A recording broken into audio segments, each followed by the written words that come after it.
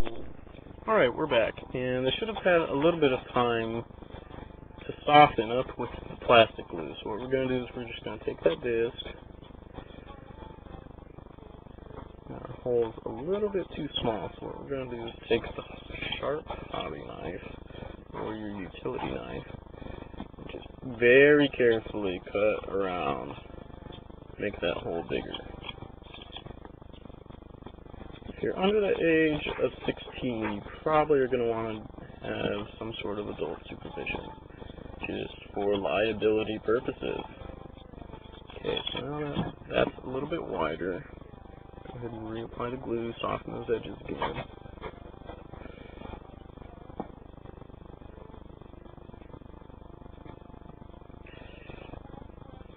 It's almost going in there. A little bit more.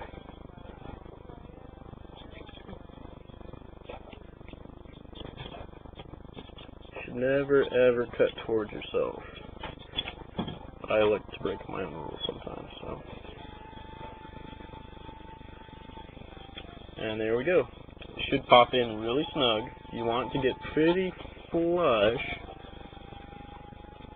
with the exterior of the cruiser there. If you have a little bit of an indentation on the other side where the magnet is, that's perfectly okay. You just want it to be flush as much as possible with one side, without snapping your cruiser there. Let me turn down my music. Alright. So that's what you're going to want to do for that. You're going to want to do the same on the other side.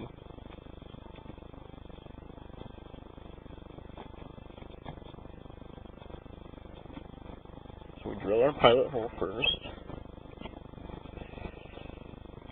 That's where the second bay is going to go in.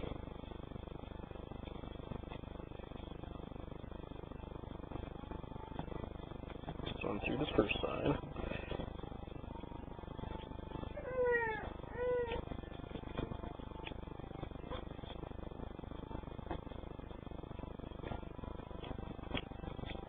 And I'm through the second side.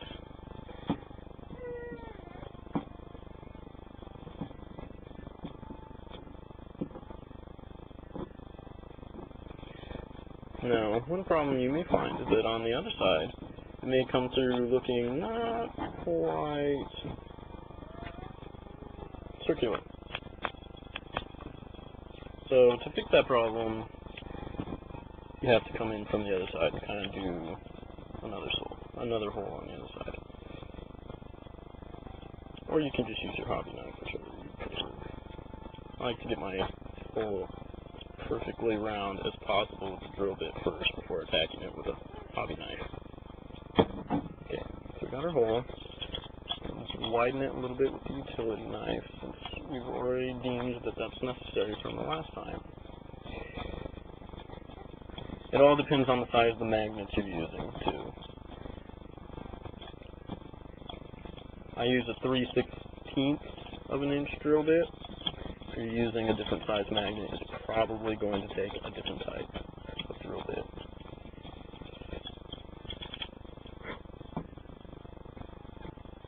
Just throw that glue on there to soften the side.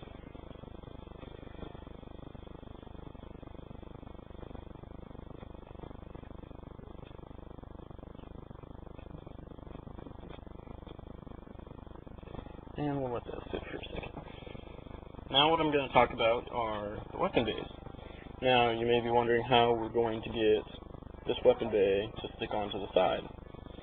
Well, what we're going to have to do, you can either use your utility knife, or I've been using, since the tip of my needle file broke off,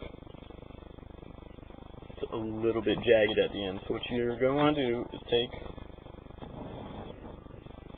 this weapon bay. You're going to want to take it and you're going to want to scratch a furrow down the length of it on the inside of it. Let me scratch that out real quick. Show you what I'm talking about.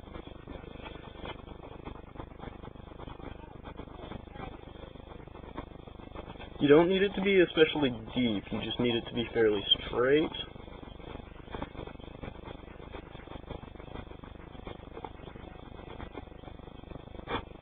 Okay, So you scratch out a furrow on the inside of it there.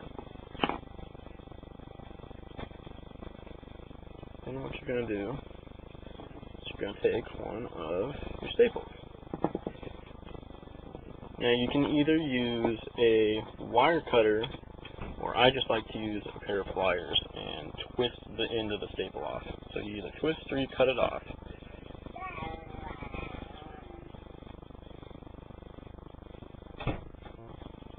Until you're left with just the shaft. I'm taking a little bit of plastic glue,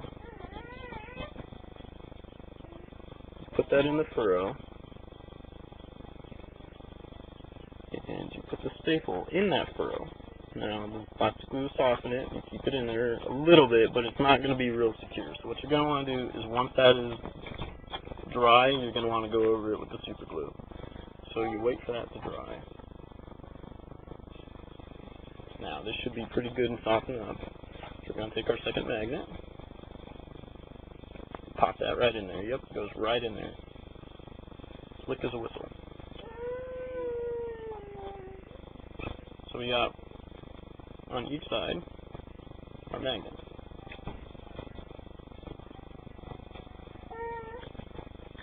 So once we have the magnets in, we can go ahead and start assembling the rest of it. First thing up you're going to want to put on is the rear wing. So get some plastic glue on the side there, especially on the top, on the underside there, around to like that. And it's going to slide on real easy for the most part until you hear a little pop or click. And you should have that little nub sticking out the back like that.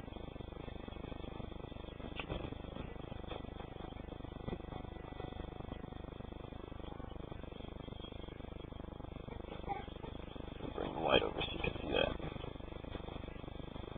So you got the little nub sticking out the back there.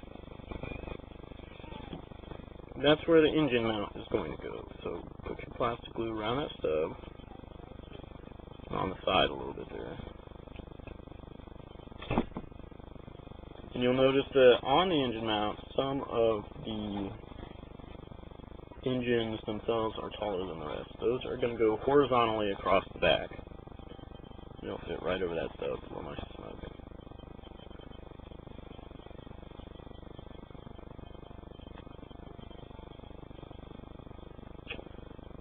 Okay. Next up, you're going to want to do the command module, the bridge. So you'll see there's a little flat area on the top. So get that glued down. You're going to see a little notch in the bottom of the command module. So just line them up, press it down, make sure it's fairly level with the rest of the model. Okay, now you're going to want to set this out of the way to dry. I just like to stick it back on a stand so that it's nice and level. You're going to let that dry. So while you're doing that, you can work back on the macro cannon bays. Get those ready to be magnetized. Macro cannons, lamp batteries.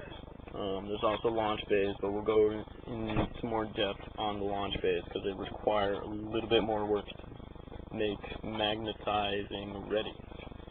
So we're going to take a little break. I'm going to go take care of the kids again because they're getting a little unruly, and when we come back, we're going to finish up this group.